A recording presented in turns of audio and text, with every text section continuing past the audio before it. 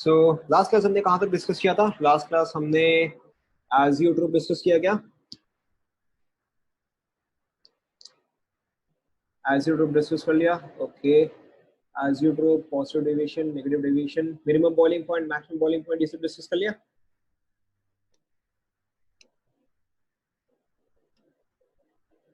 हाँ ना,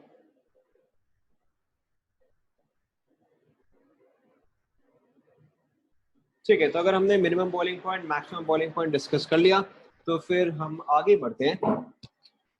जैसे हमने एकदम स्टार्टिंग में डिस्कस किया था, there are four colligative properties. There are four colligative property. The first colligative property was RLVP, जो हम अभी तक डिस्कस करते आ रहे थे। What was the second colligative property, अगर आपको ध्यान में है तो? Correct, elevation of boiling point और increase in boiling point. What was the next one? Correct, decrease in freezing point or also called as depression in freezing point. And the last one was easiest. Last वाला क्या था? Correct, last वाला था आपका osmotic pressure. तो RLVP के हमने जितने भी केसेस सारे डिस्कस कर लिए। ठीक है, RLVP का we have completed. Now let's discuss the next thing, that is increase in boiling point और एलिवेशन इन बॉइलिंग पॉइंट। यहाँ पे आप हेडिंग डालो, एलिवेशन इन बॉइलिंग पॉइंट। यहाँ पे आपको सिर्फ एक सेंटेंस याद रखना है। ठीक है, यहाँ पे आपका इंपॉर्टेंट सेंटेंस क्या है कि let's say if you have water, ठीक है, if you have pure water, तो प्योर वाटर का बॉइलिंग पॉइंट क्या आ जाएगा? Let's talk in degree Celsius. क्या आ जाएगा बताओ? Pure water has a boiling point of, सिर्फ एक को पता है क्या? ठीक है, pure water has a boiling point of 100 degree Celsius. ठीक है, और यहीं पे एलिवेशन इन बॉइलिंग पॉइंट का मतलब क्या है कि अगर आपके पास प्योर वाटर के जगह आपके पास एक्वस सोल्यूशन है, अगर आपके पास एक्वस सोल्यूशन है, तो सिंपली अब इसका बॉइलिंग पॉइंट जो है वो 100 नहीं रहेगा। अब इसका बॉइलिंग पॉइंट जो है वो ग्रेटर देन 100 डिग्री सेल्सियस रहेगा। पॉइंट सिर्फ इतना ही है। ठीक है, कहने का मतलब अगर आपको एक एग्जांपल दिया जाए, for example, what is the boiling point? What is the boiling point, or what is a possible boiling point of sugar solution, of sugar solution? ठीक है, एंड अगर आपको option they, let's say 97 degree Celsius, 19, option B 99 degree Celsius, option C 100 degree Celsius and option D 101 degree Celsius, तो यहाँ पे answer क्या आएगा? ठीक है, यहाँ पे आपका आंसर आएगा 101। ठीक है, आपको सिर्फ इतना ही ध्यान में रखना है कि बॉइलिंग पॉइंट जो है वो इंक्रीज होता है। पहले आप यहाँ तक कंप्लीट कर लो।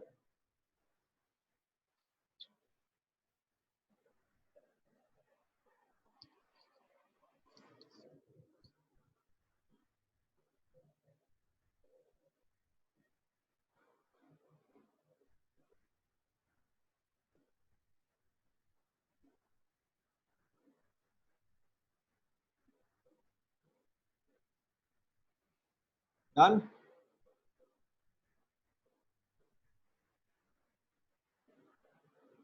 ओके, अब देखो, जैसे कि जब हमने RLVP में किया था या जहां पे हमने वेपर प्रेशर में किया था, तो वहां पे वेपर प्रेशर जो था that was dependent on mole fraction. ठीक है, तो उसी तरह से यहाँ पर भी it depends on the amount of solute, but it does not depend on mole fraction. In this case the equation that you have is delta TB is equal to KB into M। ठीक है, पहले आप ये लिख लो, फिर मैं explain करूंगा। यहाँ पे delta TB is change in boiling point, delta TB is change in boiling point. यहाँ पे M stands for molality, very important, M stands for molality, and KB is a constant, KB is a constant which is also called as molar elevation constant, molar elevation constant, क्योंकि boiling point जो है वो increase होता है। ठीक है, और this is also called as, very important, ebullio ebullioscopic constant, ebullioscopic constant. ठीक है, मैं यहाँ पे इसको एक और बार लिख दे रहा हूँ।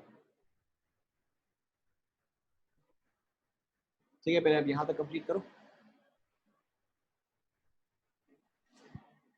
Delta TB is change in boiling point, KB is a constant, M is molality.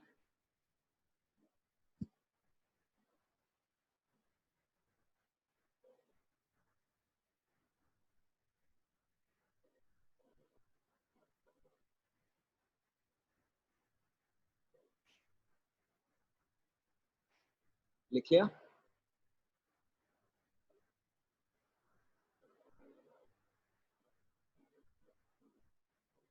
देखो एक एग्जाम्पल, इसको आप यूज कैसे करोगे? एग्जाम्पल सपोज करो कि आपको दिया जाए, सपोज करो आपको दिया जाए कि 2 moles of sugar, 2 moles of sugar is dissolved in 1 kg of water. 2 moles of sugar is dissolved in 1 kg of water. ठीक है? Given Kb for water, given Kb for water is 0.52. अच्छा, इसका unit क्या आएगा बताओ? Kb is equal to delta TB divided by M. ठीक है, तो इसका यूनिट क्या आएगा बताओ? यहाँ पे इसका यूनिट आप क्या ले रहे हो? कुछ भी चलेगा, आप डिग्री सेल्सियस ले लो, केल्विन ले लो, कुछ भी चलेगा। ठीक है, करेक्ट। देखो यहाँ पे मैं फॉर एग्जाम्पल मैं यहाँ पे केल्विन ले रहा हूँ। ठीक है, तो यहाँ पे आपका ऊपर में आ जाएगा केल्विन। ठीक है, एंड ऊपर में क्या आ जाएगा? केजी आ जाएगा, डिवाइड बाय क्या आ जाएगा? मोल। ये आएगा? Yes, no? ठीक है, तो अब देखो आपको दिया गया है 2 moles of sugar is dissolved in 1 kg of water. Kb for water is 0.52 kelvin KG पर मोल। ठीक है, आपको ये एग्जांपल मेरे लिए है, आपको यहाँ पे ये निकालना है what is the new boiling point. ठीक है, what is the new boiling point of solution, ये वाला मेरे लिए है। यहाँ पे देखो आप इस चीज को सॉल्व कैसे करोगे? Very simply, delta T B is equal to K B into M. सबसे पहले यहाँ पे मोलालिटी का वैल्यू कितना आएगा बताओ? मोलालिटी का value will be, correct, molality is n by K जी। यहाँ पे n का वैल्यू है 2, kg का वैल्यू है 1, तो आपका यहाँ पे मोलालिटी का वैल्यू जो है वो आ जाएगा 2। kb का वैल्यू आपको दिया गया है 0.52, तो आप यहाँ पे इसका वैल्यू डालोगे 0.52 मल्टीप्लाइड बाई 2, तो यहाँ पे देखो आपका डेल्टा टी बी जो है वो आ गया 1.04। ठीक है, अब देखो इसके आगे आप डिग्री सेल्सियस में निकालो या आप केल्विन में निकालो, पॉइंट जो है वो सेम ही रहेगा। चेंज का मतलब क्या होता है? Final minus initial. Okay, change is final minus initial, तो यहाँ पे आप क्या लिखोगे? T B dash minus TB. TB dash का मतलब होता है न्यू बॉइलिंग पॉइंट, टीबी का मतलब हुआ नॉर्मल बॉइलिंग पॉइंट, तो TB dash minus TB is equal to 1.04। यहाँ तक समझ में आ रहा है ना? ठीक है, मैं इसको लेबल कर देता हूँ, this is step 1, step 2, step 3, step 4। Yes, ये वैल्यू आप याद रख लो। ठीक है, याद नहीं भी रखोगे तो भी कोई बहुत बड़ी बात है नहीं। ओके, यहाँ तक समझ में आ रहा है? ठीक है, अब वाटर का नॉर्मल बॉइलिंग पॉइंट क्या है? ठीक है, 100। अब देखो डिपेंड करता है कि यहाँ पे आप टीबी का वैल्यू क्या ले रहे हो। ठीक है, अगर आपने सपोज करो आंसर निकाला है डिग्री सेल्सियस, क्योंकि आपके ऑप्शंस जो है वो सारे डिग्री सेल्सियस में है, तो अगर आप डिग्री सेल्सियस में आंसर निकालो तो यहाँ पे आएगा TB dash minus 100 is equal to 1.04, which implies that TB dash is equal to 101.4। सही क्या मैंने? नहीं, 101.04। ठीक है, और अगर यहीं पे आपको आंसर जो है अगर वो केल्विन में निकालना है, तो यहाँ पे क्या आ जाएगा? टीबी डैश -373, ठीक है, इज इक्वल टू 1.04, तो आपका आ जाएगा TB dash is equal to 374.04। ठीक है, this is in degree Celsius, this is in Kelvin. TB dash is new boiling point. Clear हुआ क्या?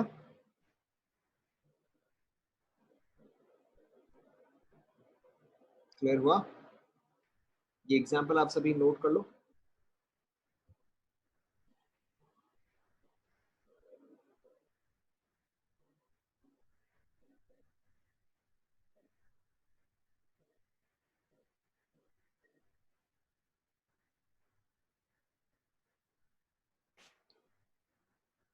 TB is initial boiling point.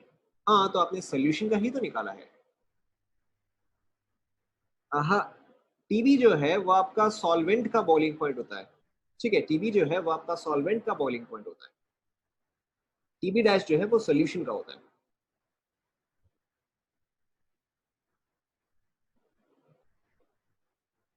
Note कर लिया गया?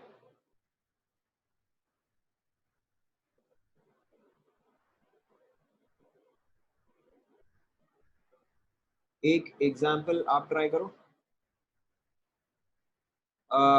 लेट्स से लेट्स से कि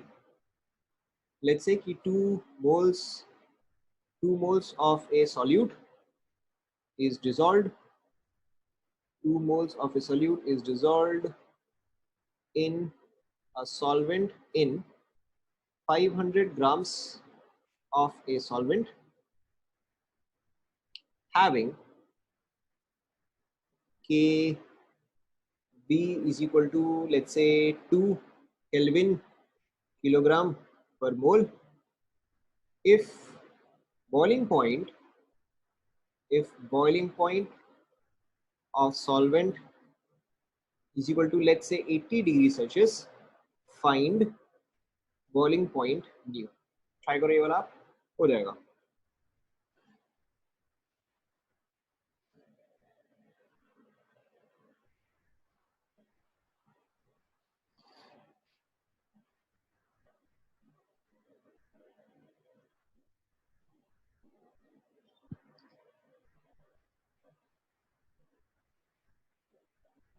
ठीक है, एक ऑप्शन आया है 88 degree Celsius.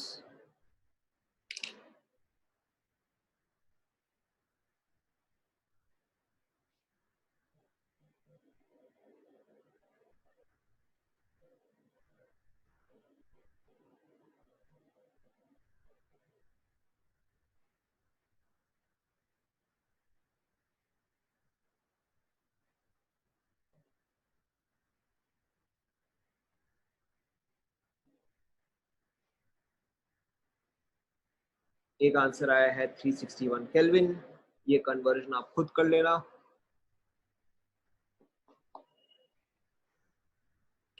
Let's check, simple size सवाल है। देखो, delta T B is equal to K B into M. अब आप बस यहाँ पर डायरेक्टली वैल्यू डालते जाओ। के बी का वैल्यू दिया गया है 2, एम का वैल्यू है 2 divided by 0.5 moles divided by KG, तो ये आपका आ जाएगा 8। अब देखो, आप इसमें डायरेक्टली कर सकते हो, आपको ये हर बार लिखने की जरूरत नहीं है। ऑब्वियसली आप सीबीएसई में लिखना, बट आपको हर बार ये चीज लिखने की जरूरत नहीं है। आपको ये पता है कि बॉइलिंग पॉइंट जो है हमेशा इंक्रीज ही होगा, तो आप सिंपली इसमें ये वैल्यू ऐड कर दो, तो आपका आंसर आ जाएगा 88 degree Celsius. Clear?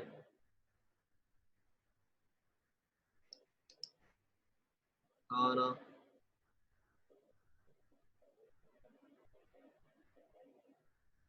Next question, ये वाला आप खुद करो। Okay, question is find T B dash of 20% weight by weight aqueous solution of a solute of uh, molecular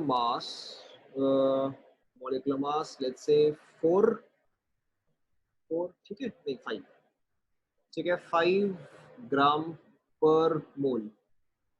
और क्या चाहिए आपको? हाँ, K B is equal to 0.5 Kelvin K G मोल। हो गया ना? हाँ, राइट।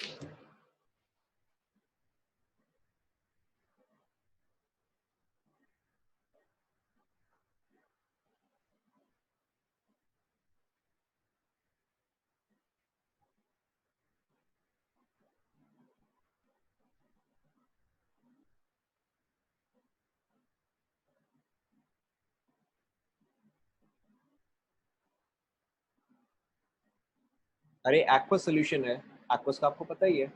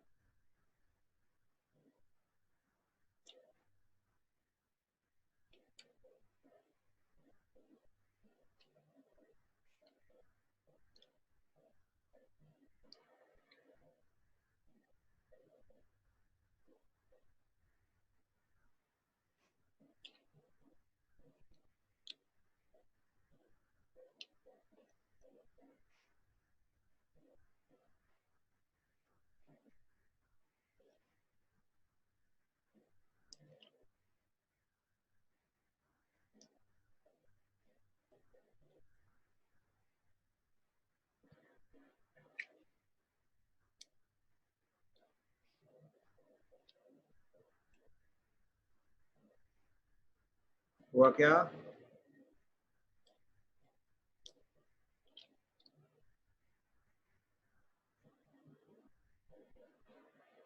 देखो चेक करते हैं। फॉर्मूला जो है आपका that is T B dash is equal to K B into M. यहाँ पे आपको ध्यान में रखना है एम इज मोलालिटी, ठीक है। अब मोलालिटी का यहाँ पे बार बार मैं क्यों बोल रहा हूँ, क्योंकि this is 20% weight by weight, यानी कि अगर मैंने लिया है 100 ग्राम्स ऑफ सॉल्यूशन, अगर मैंने लिया है 100 ग्राम्स ऑफ सॉल्यूशन, तो इसमें सॉल्यूट पोर्शन जो है, सॉल्यूट पोर्शन जो है वो आएगा 20 ग्राम्स एंड सॉल्वेंट पोर्शन जो है वो आपका आएगा 80 ग्राम्स।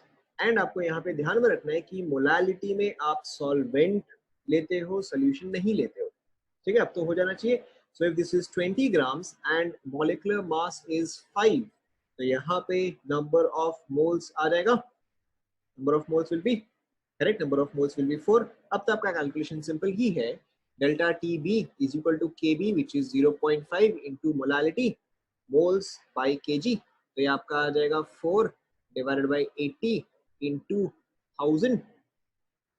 अब इसके आगे आप कर सकते हो, दिस इज 2, दिस इज 40, ये 40 हुआ, दिस इज 2 5 25, ठीक है।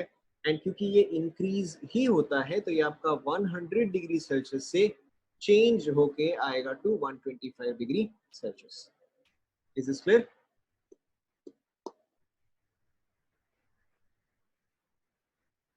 क्या चीज? हाँ हाँ, अगर आप केल्विन में ले रहे हो तो बात बराबर ही है। तो आपका सिंपली ये चीज जो है 373 से वही चीज आपका 398 आ जाएगा, ठीक है। ये दोनों आप इंटरचेंज क्यों कर सकते हो, क्योंकि 1 डिग्री सेल्सियस का वैल्यू जो है वो 1 केल्विन के बराबर है, ठीक है। दोनों का इंटरवल जो है वो सेम है, whereas 1 degree Celsius is not equal to 1 Fahrenheit, ठीक है। इसलिए आप इन दोनों को इंटर कन्वर्ट नहीं कर सकते, बट इसको आप इंटर कन्वर्ट कर सकते हो, ठीक है।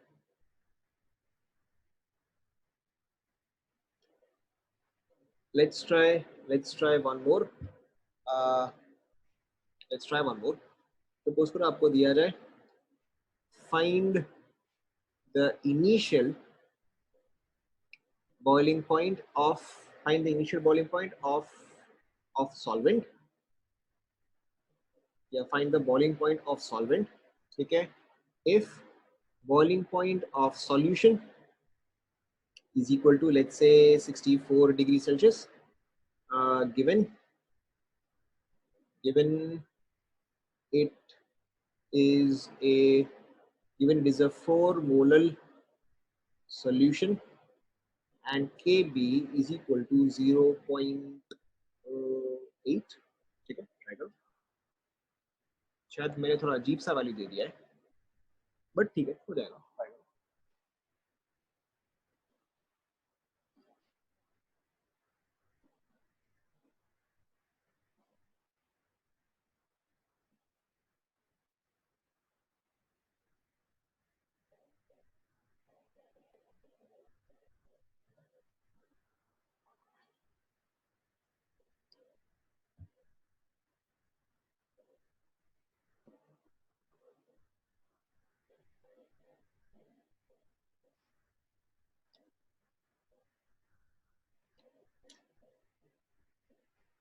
ठीक है, एक ऑप्शन आया है 60.8, दूसरा ऑप्शन आया है 61.8, दोनों में से एक को मैथ्स नहीं आती है।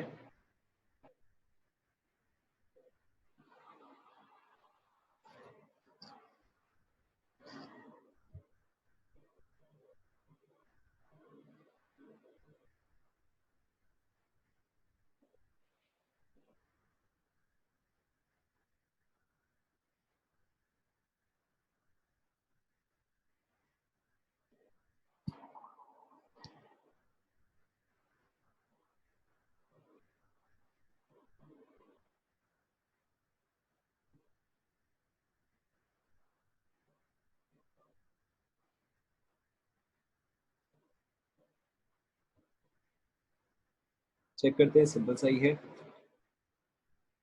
तो यहाँ पे देखो आपका क्या आ जाएगा, same delta T B is equal to K B into M, Kb का वैल्यू है 0.8, m का वैल्यू है 4, तो डायरेक्टली आपको दे दिया गया है डेल्टा टीबी। ठीक है, डेल्टा टीबी जो है वो फाइनल माइनस इनिशियल आता है, यहाँ पे फाइनल जो है वो 64 डिग्री सेल्सियस है, minus TB that is initial value. तो यहाँ पे 64 minus 3.2 is your TB which is equal to 60.8 degree Celsius.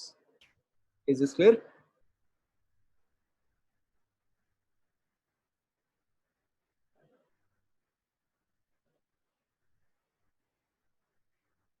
Okay, इसके आगे एक और फॉर्मूला है जो कि आपको ध्यान में रखना है। जस्ट अभी हमने जो फॉर्मूला डिस्कस किया है that is delta T B which is equal to K B into M. ठीक है, वेयर के इज अ कांस्टेंट। अब के को कैलकुलेट करने के लिए भी एक फॉर्मूला है। The formula for K B is R T B square divided by 1000 L B. पहले आप ये लिख लो, ठीक है, पहले आप ये लिख लो, K B is equal to R T B square by 1000 L we.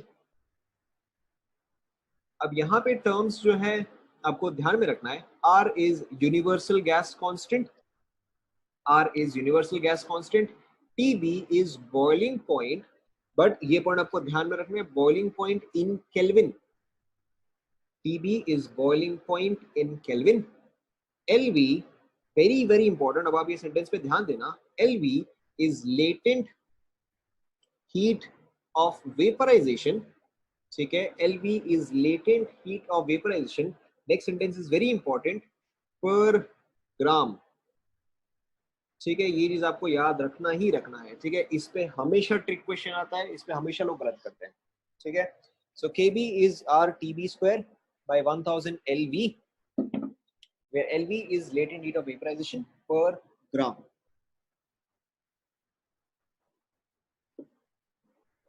ठीक है, लिख लो।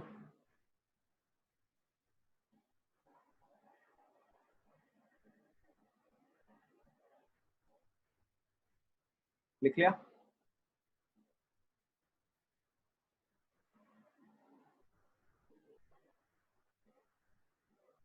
ओके, अब देखो, this was all about elevation in boiling point. ये टॉपिक जो है ये यहीं पर ही खत्म होता है। क्या चीज? TB, TB of pure solvent, of pure solvent.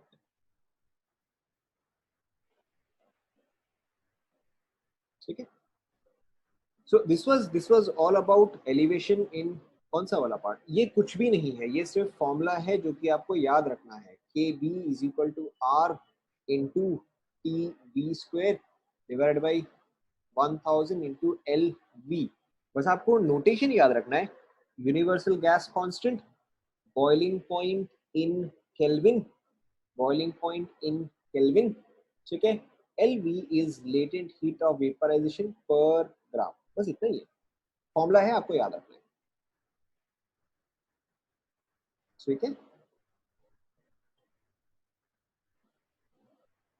Depend करता है, correct, that's a good point. अब देखो यहाँ पे क्या है, आर आप सेम यूनिट में लोगे एज एलवी। ठीक है, एलवी क्या है? ये तो लेटेंट हीट है। तो अगर आपने इसको लिया है इन कैलोरीज तो आप आर को भी लोगे इन कैलोरीज, यूनिट बस आप सेम रखो।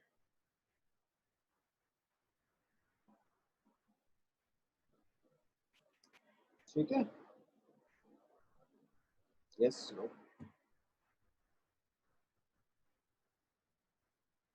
Okay. So now the next thing is, ये था elevation in boiling point. The next thing is depression. The next thing is depression in freezing point. Formula जो है exactly same है, फॉर्मूला is exactly same. आपका boiling point में formula क्या था? Delta T B is equal to K B into M. यहाँ पर भी आपका फॉर्मूला exactly सेम है, सिंपली चेंज क्या है? Delta T F, delta T F is equal to K F into M. ठीक है, लिख लो आप, this is depression in freezing point, depression in freezing point. ठीक है, फॉर्मूला एग्जैक्टली सेम है, सिर्फ अब आप इसका एक बार नोटेशन देख लो। This is change in freezing point, this is same molality, this is अब यहाँ पे जैसे पिछला वाला जो है, पिछला वाला का नाम आ गया था मोलल एलिवेशन कांस्टेंट, कहा गया। अब इसका नाम आ गया था मोलल एलिवेशन कांस्टेंट, तो इसका सिंपली क्या आ जाएगा बताओ? मोलल क्या आ जाएगा, वर्ड देखो, ठीक है, this will be called as molal depression constant, ठीक है, और this is also called as cryoscopic constant, ठीक है, लिख लो, मोलल डिप्रेशन कांस्टेंट और क्रायोस्कोपिक कांस्टेंट।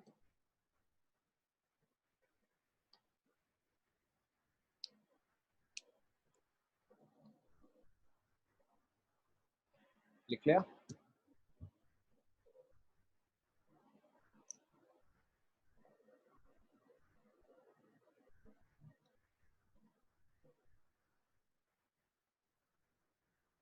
जैसे कि फॉर एग्जाम्पल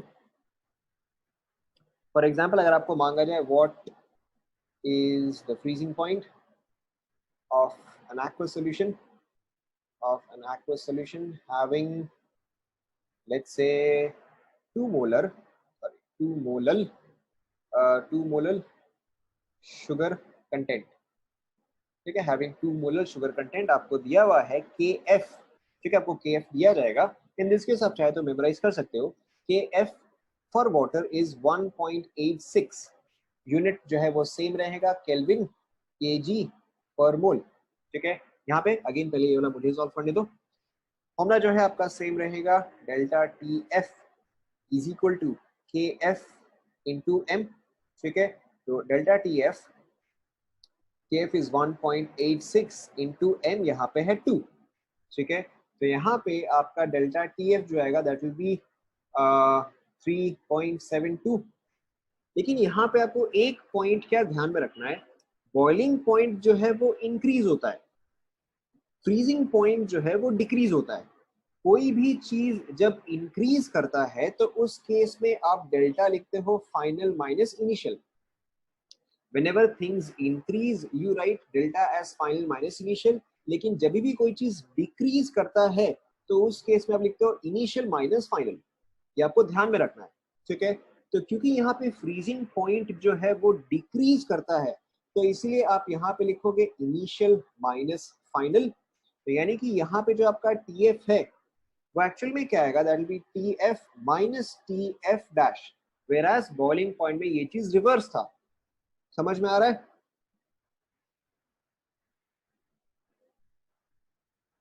ठीक है, तो यहाँ पे आ जाएगा इज इक्वल टू 3.72। अब वाटर का freezing point is, correct, water का फ्रीजिंग पॉइंट इज, अगर आप डिग्री सेल्सियस में लोगे तो ज्यादा इजी रहेगा, वाटर का फ्रीजिंग पॉइंट इज 0, तो यानी कि ये वैल्यू जो है तो 0 हो गया, तो that is minus T F dash is equal to 3.72, ठीक है। अब instead the new freezing point is minus 3.72, ठीक है। अब इसको अगर नंबर स्केल में देखोगे तो ज्यादा सिंपल रहेगा, देखो, वाटर का freezing point is 0 degree Celsius, water का boiling point is 100 degree Celsius, ठीक है। बॉइलिंग पॉइंट जो है वो इंक्रीज करता है, फ्रीजिंग पॉइंट जो है वो डिक्रीज करता है, ठीक है, नोट डाउन कर लो यहाँ तक।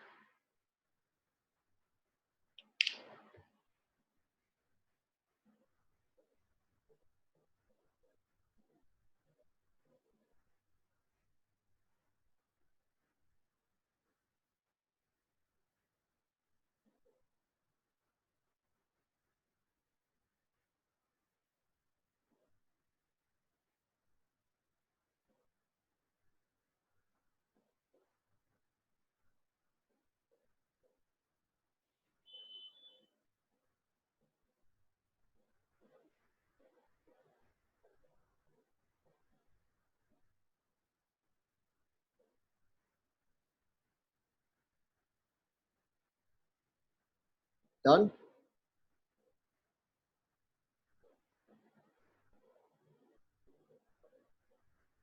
लिख लिया सभी ने?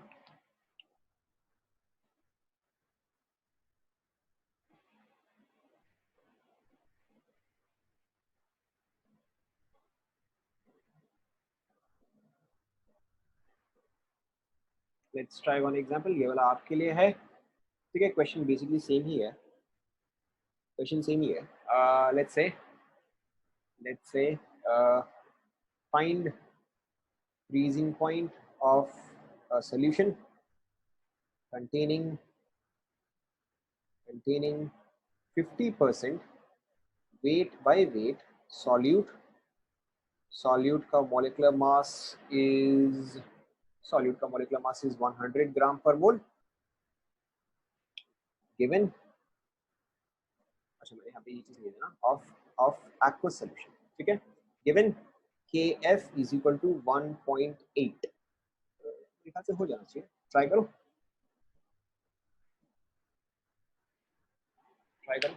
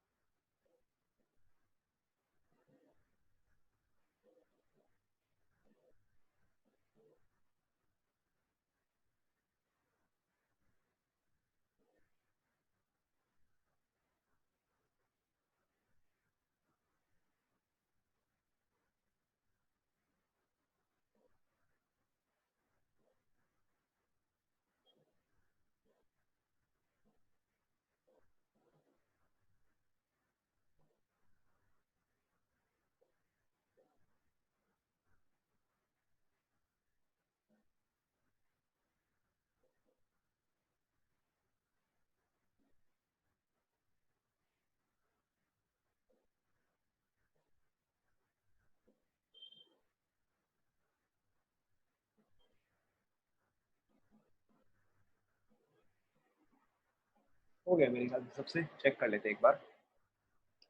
50% वेट बाय वेट सॉल्यूट, तो अगर आपके पास 100 ग्राम्स है, 50 grams will be solute and 50 grams will be solvent. यहाँ पे नंबर ऑफ मोल्स आएगा 0.5, तो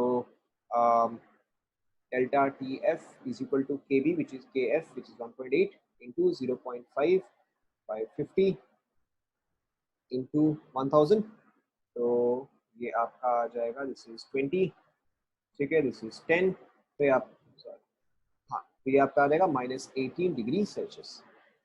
is this clear?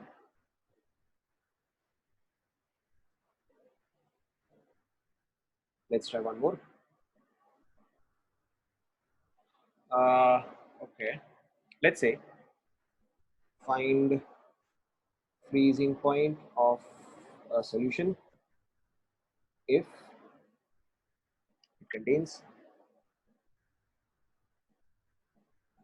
if it contains 360 grams of a solute, molecular mass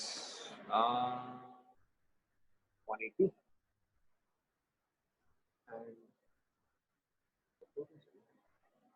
and solvent, okay, given,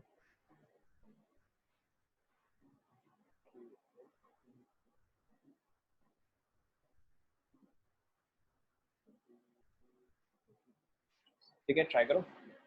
TF is 20 degree Celsius, KF is 2, try करो, बहुत खूबसूरत सवाल,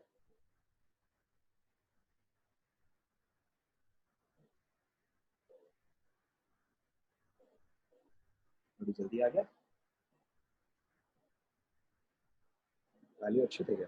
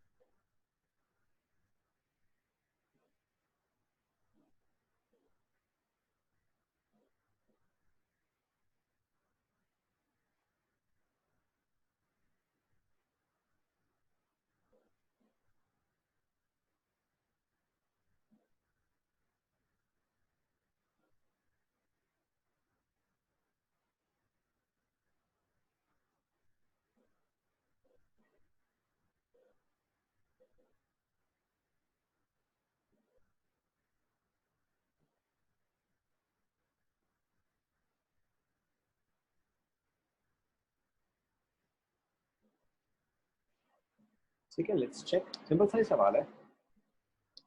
360 grams of solute, molecular mass 180, यानी कि moles of solute आ जाएगा 2, and if moles of solute is 2, आपको निकालना है delta T F which is equal to K B, sorry K F का दिया गया है 2, मोलालिटी 2 बाई 0.8। तो यहाँ पे आपका डेल्टा टी एफ का वैल्यू जो आ जाएगा दैट विल बी 5। ठीक है, बट आपको ये ध्यान में रखना है कि यहाँ पे ये चीज जो है डिक्रीज करता है, तो 20 डिग्री सेल्सियस से वो डिक्रीज होके कहाँ पे आ जाएगा, 15 degree Celsius. Is this clear?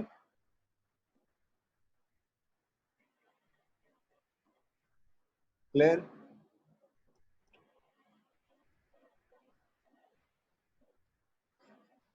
हाँ ना, क्या हो गया भाई, सबके सब सो रहे हैं क्या? ठीक है, इसके अलावा देखो, जैसा उस केस में फॉर्मूला था के, जैसे उस केस में के बी का फॉर्मूला था, उसी तरह से यहाँ पर भी के एफ का फॉर्मूला है।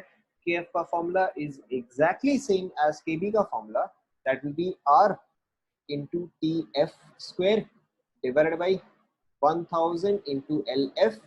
ठीक है, नोटेशन जो है एग्जैक्टली सेम रहेगा। R is universal gas constant, T F is freezing point in Kelvin, TF is freezing point in Kelvin, and LF is heat latent heat of, चाहे तो आप मेल्टिंग बोलो, ठीक है, लेटेंट हीट ऑफ मेल्टिंग बोलो, या फिर आप सॉलिडिफिकेशन बोलो, एक ही बात है, लेटेंट हीट ऑफ मेल्टिंग और सॉलिडिफिकेशन। लेकिन यहाँ पे इंपॉर्टेंट पॉइंट क्या है, दिस इज पर ग्राम। ठीक है, लिख लो।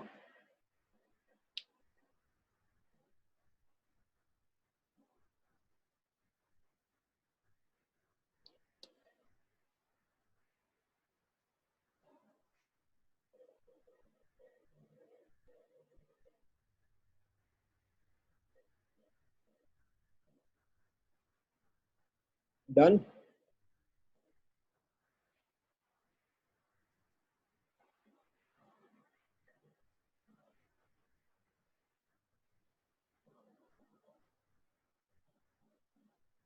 एक ही बात है, yes yes, you can also use fusion, right.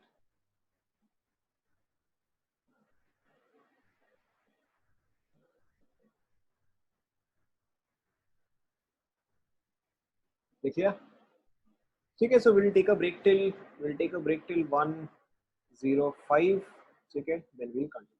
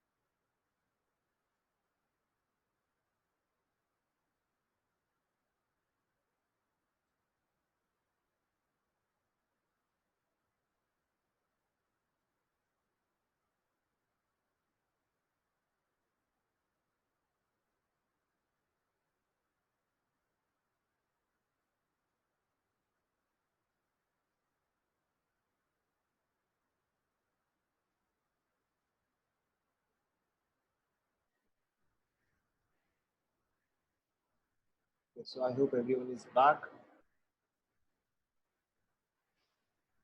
So we'll discuss the next property. The next property is osmotic. The next property is osmotic pressure. ठीक है, बहुत ही सिंपल फॉर्मूला होता है इसका. What is the ideal gas equation? What is the ideal gas equation? What? ठीक है, the ideal gas equation is equal to PV is equal to nRT. आप osmotic pressure कैसे निकालते हो? देखो बहुत डिफिकल्ट है. यहाँ पे आप क्या करोगे? P is equal to N by V RT. N by V is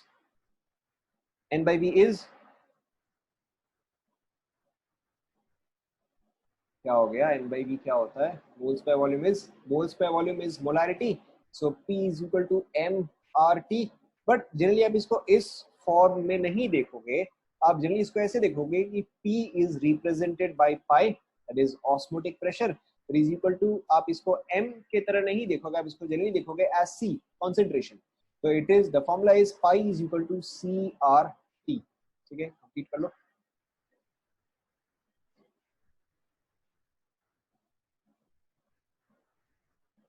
ठीक है, इसमें आप, इसके नीचे आप एक सेंटेंस लिखो. Solute in solution behaves or exerts pressure as an ideal gas, occupying that volume. ठीक है, लिख लो.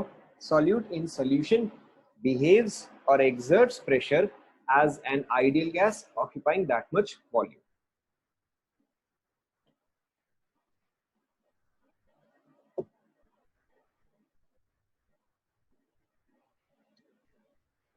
ठीक है, इसका मैं आपको कोई एक्सप्लेनेशन नहीं देने वाला, because this is not difficult at all.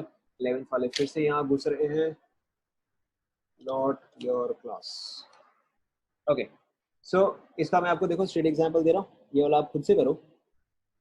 What is the osmotic pressure of A 0.5 molar glucose solution at 27 degree Celsius. खुद से करो.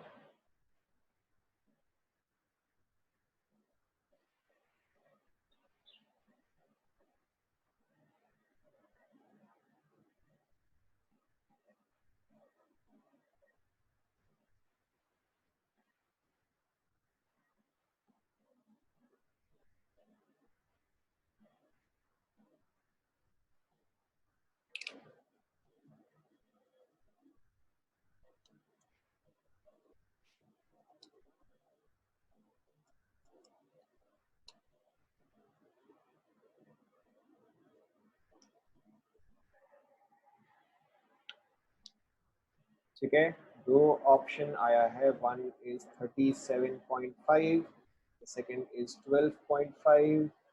Let's see the third one.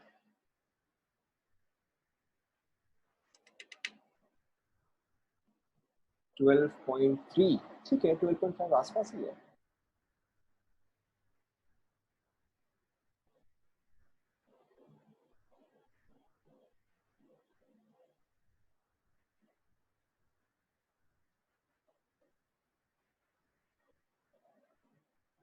ठीक है, 12.3. यूनिट क्या आएगा?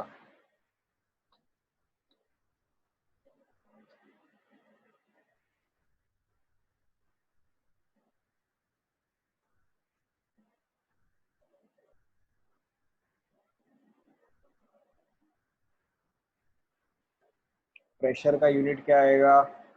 आप भी कितना घुमा के लिख रहे हो. प्रेशर का यूनिट तो एक ही आएगा. पाई क्या है? यहाँ पे प्रेशर है.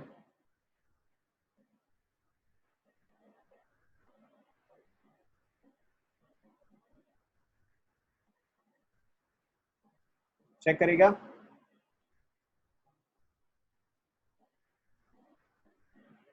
सिंपल सा ही है. Pi is equal to C R T. अब आप बस सीधे वैल्यू डाल दे रहा हो.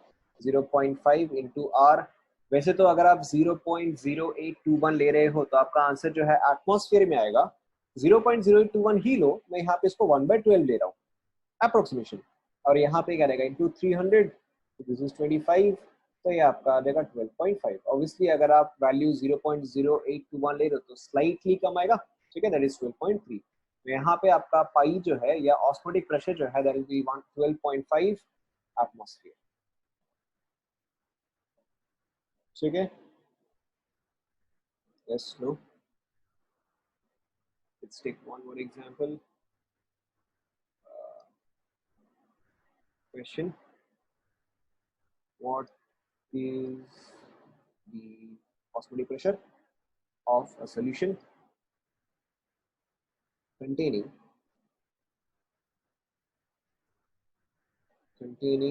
20% weight by volume solute of molecular mass 4 gram per mole, ठीक है, ट्राई करो, obviously at 27 degree Celsius.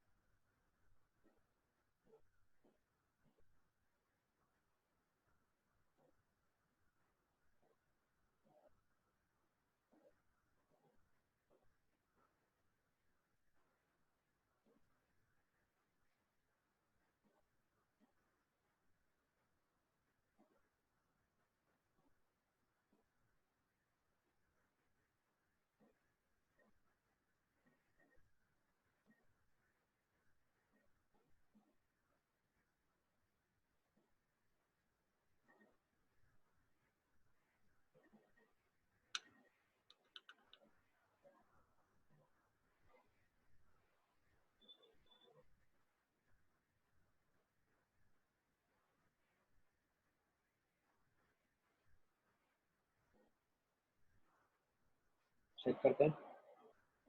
20% weight by volume, इसका मतलब 20 grams in 100 ml।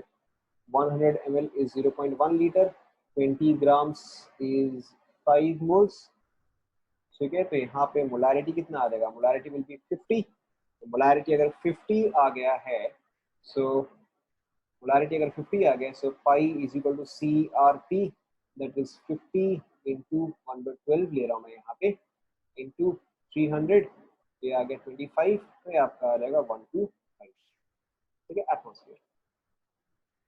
क्लियर?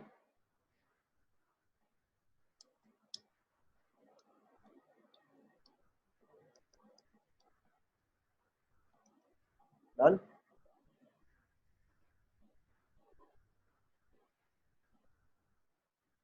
इसके अलावा कुछ ग्राफ्स है, ग्राफ्स में आपको नेक्स्ट क्लास में करवाऊंगा।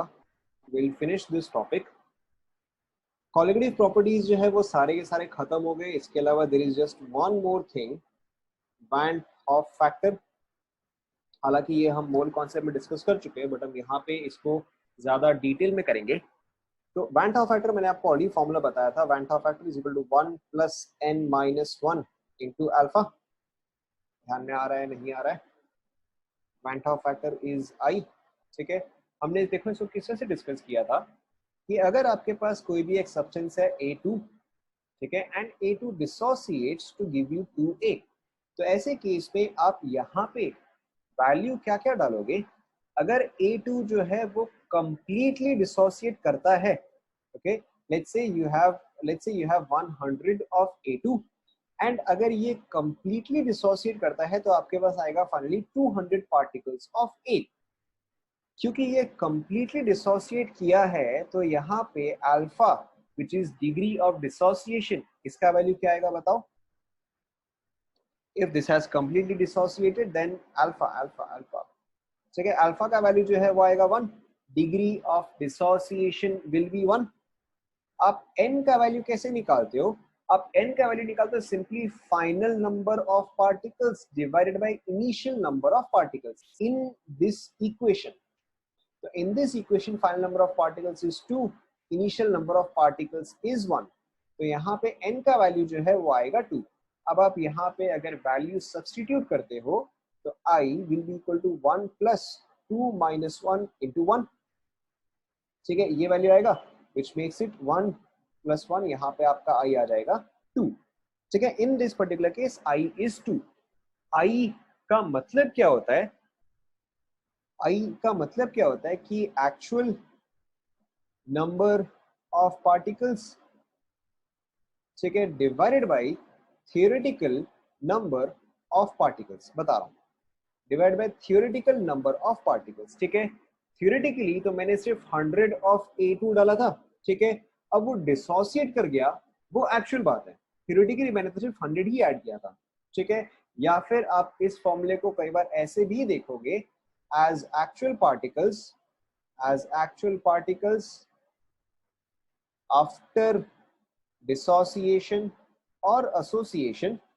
ठीक है, divide by particles before dissociation और एसोसिएशन. ठीक है, पहले आप यहां तक फॉर्मूला लिख लो.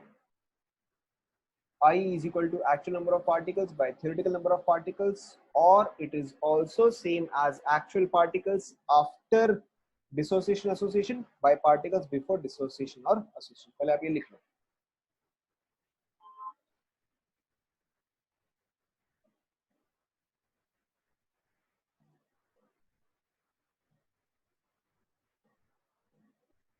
बता रहा हूँ, एक और एग्जांपल दे रहा हूँ, पहले आप ये लिख लो.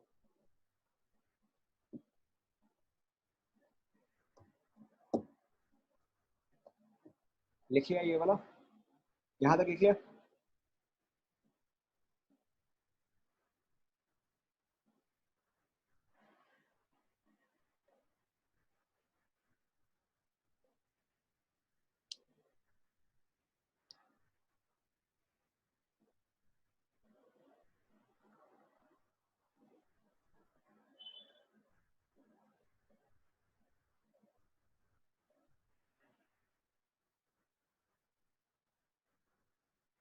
सपोज करो कि मैंने आपको ये इक्वेशन दिया है.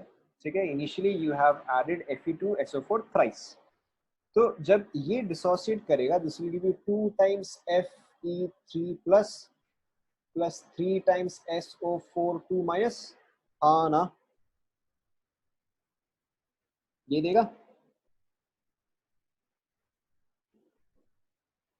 ठीक है, अब ये वाला आप खुद से ट्राई करो, यहाँ पे n का वैल्यू क्या आएगा? n, मैंने आपको I नहीं पूछा, मैंने आपको अल्फा नहीं पूछा, मैंने आपको n का वैल्यू पूछा है. यहाँ पे n का वैल्यू क्या आएगा बताओ?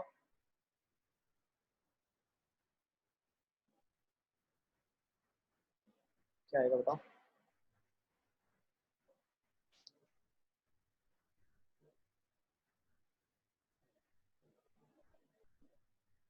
ठीक है, अगर आपको कंफ्यूजन हो रहा है n कैसे आता है, तो आप यहाँ पे देखो n क्या था, फाइनल बाय इनिशियल. ठीक है, तो यहाँ पे देखो n का वैल्यू निकालने के लिए राइट हैंड साइड में मेरे पास कितने पार्टिकल्स है? राइट हैंड साइड में कितने पार्टिकल्स है? 5. लेफ्ट हैंड साइड में कितने पार्टिकल्स है? 1. ठीक है, तो यहाँ पे आपका n का वैल्यू जो है वो आ जाएगा 5. समझ में आया ना? we'll take more examples, but ये वाला समझ में आया? ठीक है, okay, let's take one more example. Na2SO4. अब आप मुझे खुद ही बता दो, इसका n का वैल्यू कितना आएगा बताओ? आपको तो पूरा लिखने की भी जरूरत नहीं है, कितना आएगा? वापस. ठीक है, Na2SO4 it will dissociate to give you 2Na plus SO4 2 minus. तो यहाँ पे आपके पास finally number of particles is 3, initially number of particles is 1. तो यहाँ पे n का वैल्यू आ जाएगा 3. Let's take one more example. Okay, यहाँ पे बताओ n का वैल्यू क्या आएगा। थोड़ा सा ट्रिकी है, ट्रिकी तो बिल्कुल भी नहीं, इनफैक्ट आपको आ जाएगा।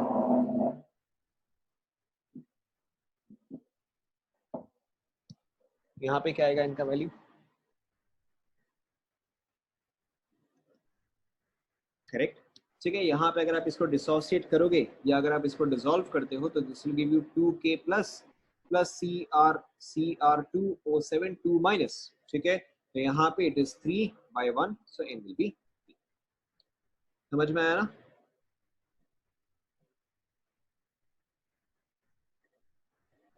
Let's take one more example.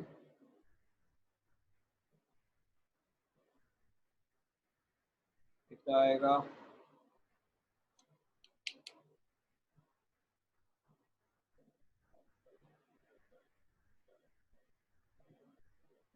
ठीक है, करेक्ट। यहाँ पे आ जाएगा 2, why because it dissociates to give you Na plus plus Cl minus. इसका बताओ, दिस इज HCl, कितना आएगा, करेक्ट, n is 2,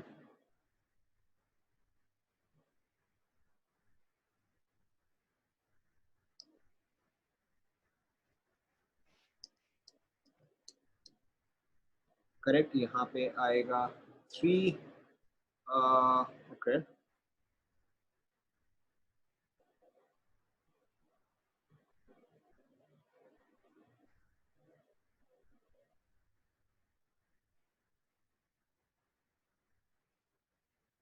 करेक्ट, इसका भी आएगा 3,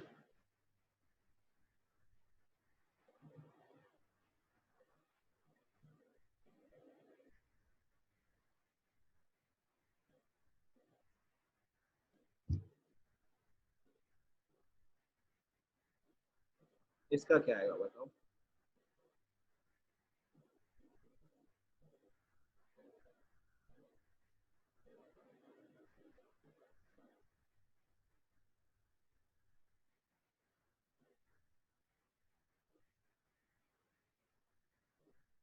अच्छा, यहाँ पे देखो क्वेश्चन क्या है कि अगर आप NaCl को वाटर में डिसॉल्व करते हो तो NaCl जो है वो ब्रेक करके आपको देगा Na plus and Cl minus. ये चीज ऑटोमेटिक है, ये अपने आप होगा। ठीक है, सिमिलरली अगर आप HCl को वाटर में डिसॉल्व करते हो तो वो आपको H plus and Cl minus जो है वो अपने आप देगा। अगर आप ग्लूकोज को डिसॉल्व करते हो तो वो किस फॉर्म में रहेगा, ग्लूकोज तो उसी फॉर्म में रहेगा क्योंकि ग्लूकोज में आयंस तो प्रेजेंट है नहीं। तो ग्लूकोज जो है C6H12O6 will exist as C6H12O6। ठीक है, अब यहाँ पे n का वैल्यू कितना आएगा बताओ। ठीक है, यहाँ पे n का वैल्यू रहेगा 1। ठीक है, आपको यहाँ पे एक वर्ड ध्यान में रखना है, कई बार आपको ये चीज जो है इस तरह से नहीं देगा, कई बार आपको वर्ड इस तरह से देगा कि इलेक्ट्रोलाइट, ठीक है, एंड नॉन इलेक्ट्रोलाइट। तो नॉन इलेक्ट्रोलाइट का मतलब वो सब्सटेंस जो कि ना ही डिसोसिएट करेगा ना ही एसोसिएट करेगा। In case of non electrolytes the value of n is 1, ये आपको याद रखना है। ठीक है, and in case of electrolyte वो डिपेंड करता है। ठीक है, जैसे कि फॉर एग्जांपल HCl के केस में आपका वैल्यू अलग आएगा। ठीक है, K2Cr2 के केस में आपका वैल्यू अलग आएगा, Na2SO4 के केस में अलग आएगा। ठीक है, so the important word here is electrolyte and non electrolyte. Non electrolyte ना ही एसोसिएट करेगा ना ही डिसोसिएट करेगा, in that case the value of n is 1। ठीक है, whereas in case of electrolyte the value of n is dependent। ठीक है, यहाँ तक कंप्लीट कर लो।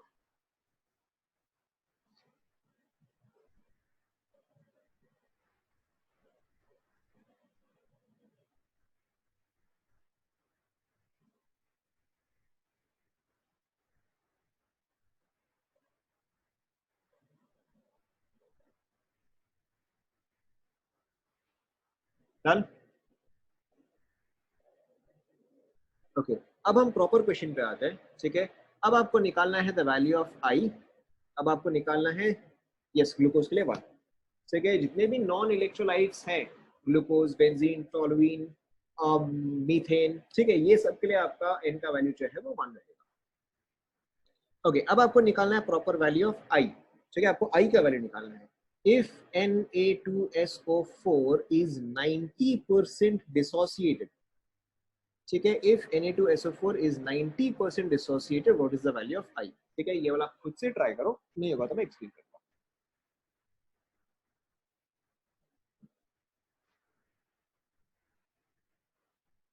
आपको फॉर्मूला ऑलरेडी पता है, I is equal to 1 plus n minus 1 into alpha. ठीक है, एक ऑप्शन आया है 2.8,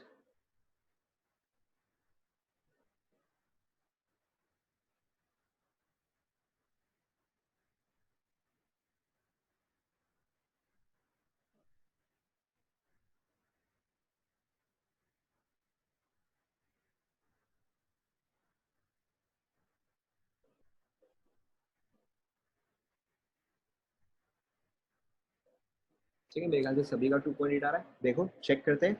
यहाँ पे अब आप सॉल्व कैसे करोगे, बहुत ही सिंपल सा मेथड है. Na2SO4 will dissociate to give you 2Na plus SO4 2 minus.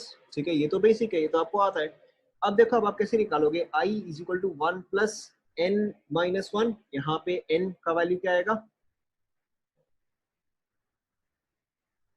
n का वैल्यू विल बी करेक्ट. यहाँ पे n का वैल्यू जो है वो 3 आएगा, तो 3 माइनस 1 इंटू अल्फा. और अगर यहाँ पे ये चीज 90% है तो अल्फा का value will be correct, alpha का वैल्यू विल बी 0.9. अब आपको इसको सिंपली सॉल्व करना है. दैट इज 1 प्लस 2 इंटू 0.9, ये आपका आ गया 1.8. तो 1.8 प्लस 1, आपका आई का वैल्यू जो है वो आ जाएगा 2.8. Is this clear to all? Complete कर लो.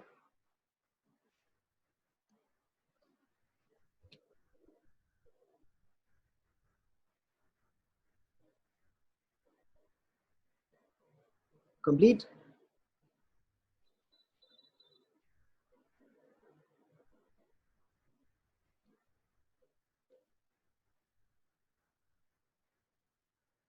ठीक है, नेक्स्ट वाला क्वेश्चन आप ट्राई करो.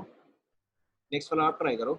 If the value of I for Fe2SO4 thrice is 2.4, then find alpha. पढ़ो.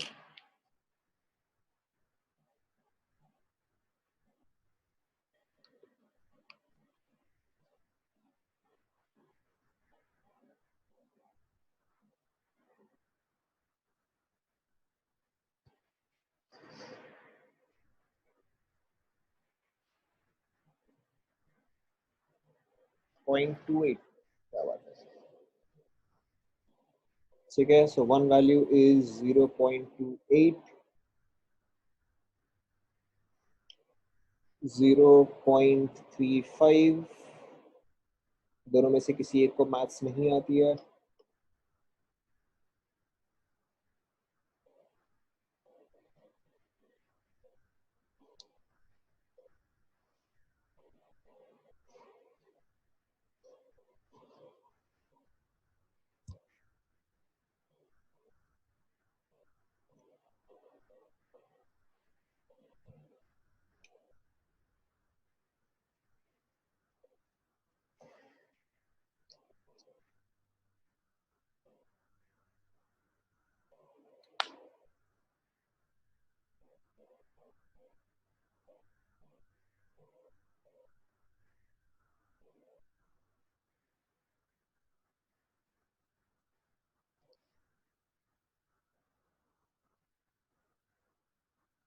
ठीक है, let's check. So I is equal to 1 plus n minus 1 into alpha. आप n का वैल्यू निकाल सकते हो. यहाँ पे n का वैल्यू क्या आएगा, n का वैल्यू 5. करेक्ट. I के जगह आप लिखोगे 2.4, तो यहाँ पे आप लिखोगे 2.4 is equal to 1 plus 5 minus 1 into alpha. तो ये आपका इस साइड जाएगा. This will be 1.4 is equal to 4 alpha, और alpha is equal to 1.4 by 4 which is 0.35. Is this clear?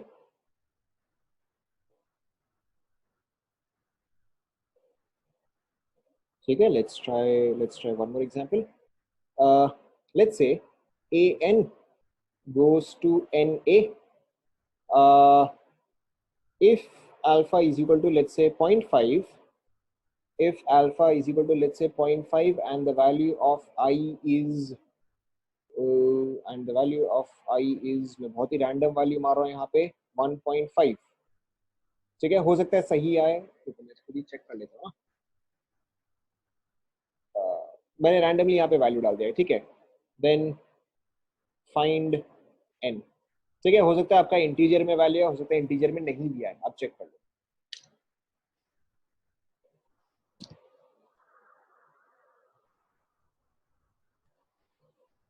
अच्छा आ गया क्या, बढ़िया वैल्यू, चलो बढ़िया.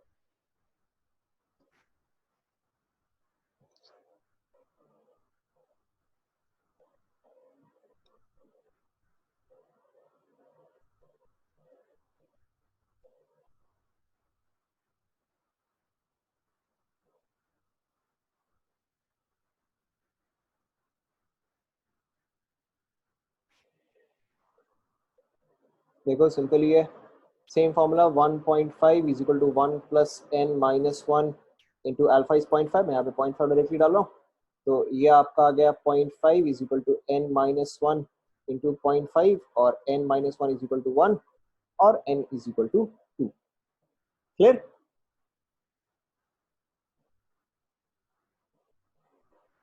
Clear, yes no?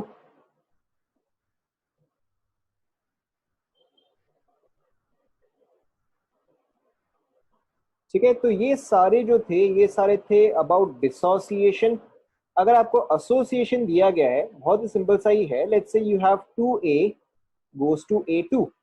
आपको उल्टा पता है, अगर मैंने आपको a2 गोज टू 2a दिया है, तो यहाँ पे n का वैल्यू क्या आएगा बताओ. इस केस में यहाँ पे n का वैल्यू क्या आएगा? ठीक है, आप क्या करोगे, आप फाइनल बाय इनिशियल करोगे. फाइनल इज 2, इनिशियल इज 1, तो यहाँ पे n का वैल्यू आ जाएगा 2. यहाँ पे भी आप एग्जैक्टली सेम चीज ही करोगे. यहाँ पे n का वैल्यू जो है, यहाँ पे n का वैल्यू जो है, that is final by initial. ठीक है, फाइनल इज 1, इनिशियल इज 2, तो यहाँ पे n का वैल्यू जो है वो आ जाएगा 1/2. ठीक है, तो आपका इक्वेशन जो है एग्जैक्टली सेम रहेगा. You will use the exact same formula, 1 is equal to n minus 1 into alpha. ठीक है, हो सकता है कि आप कई बार बुक्स में देखो, बुक्स में स्लाइट डिफरेंस दिया हुआ रहता है. कई बार आप बुक्स में देखोगे, इसमें फॉर्मूला क्या दिया हुआ रहेगा कि i is equal to 1 plus 1/n-1. ठीक है, फॉर्मूला जो है वो सेम ही है, बस अब यहाँ पे 1/n बोलने का मतलब क्या है कि अब यहाँ पे 1/n का वैल्यू इज 1/2. ठीक है, तो अगर आपको ये फॉर्मूला दिख भी रहा है, तो भी आप इस फॉर्मूले को इग्नोर करो. ठीक है, आप यही वाला फॉर्मूला ही यूज करो, एक ही फॉर्मूला यूज करो, आपको कंफ्यूजन नहीं होगा. ठीक है, एक एग्जांपल ट्राई करें. ओके, तो देखो सिंपल सा एग्जांपल है. A compound dimerises. ठीक है, अगर डाइमराइज कर रहा है, तो यानी कि वो 2a से a2 में जा रहा है. ठीक है, और अगर यहीं पे इसके जगह अगर आपको ट्राइमराइज दे दिया होता, तो इसका मतलब क्या होता बताओ. करेक्ट, अगर डाइमराइज दिया तो 2a goes to a2, and अगर ट्राइमराइज दिया है तो ऑब्वियसली वो चीज जो है वो 3a गोज टू a3 हो गया. ठीक है, बट हम यहाँ पे डाइमराइज ही डिस्कस करेंगे. A compound dimerises. ठीक है, if if its extent of dimerization, if its extent of dimerization is, let's say, 50%. ठीक है, then what is the value of I? Try करो, आपको क्वेश्चन समझ में आ ही गया होगा. If its extent of dimerization is 50%, find the value of I.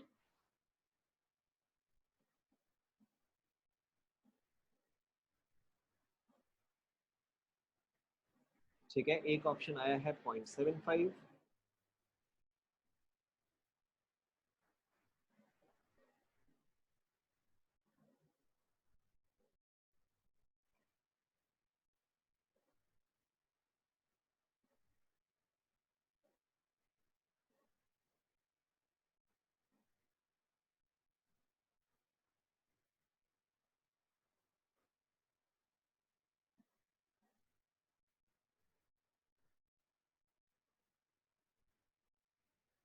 हो ही गया है.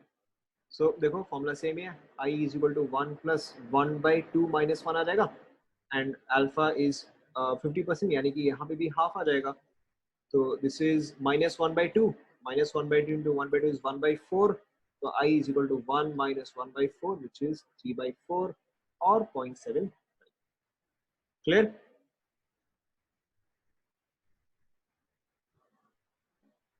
ठीक है, अब आप प्रैक्टिकली सारे क्वेश्चंस कर सकते हो.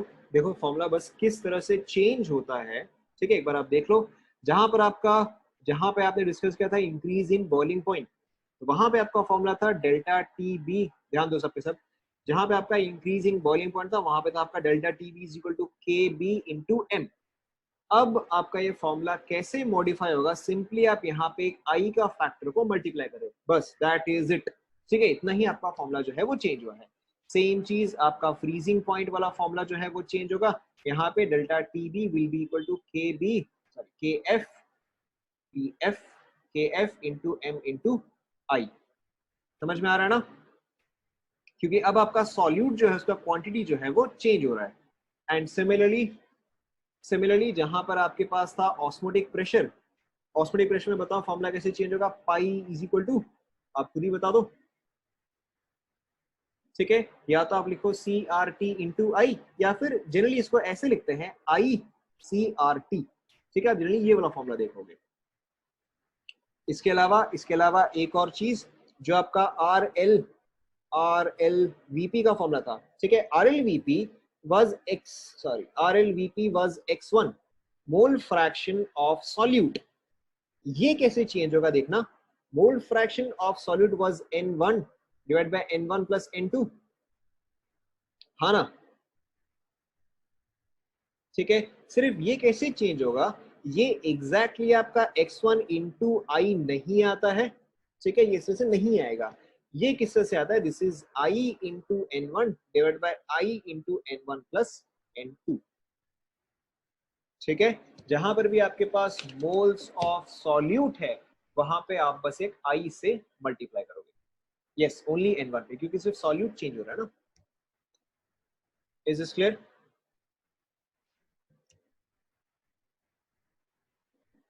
ठीक है, सो विल स्टॉप हियर.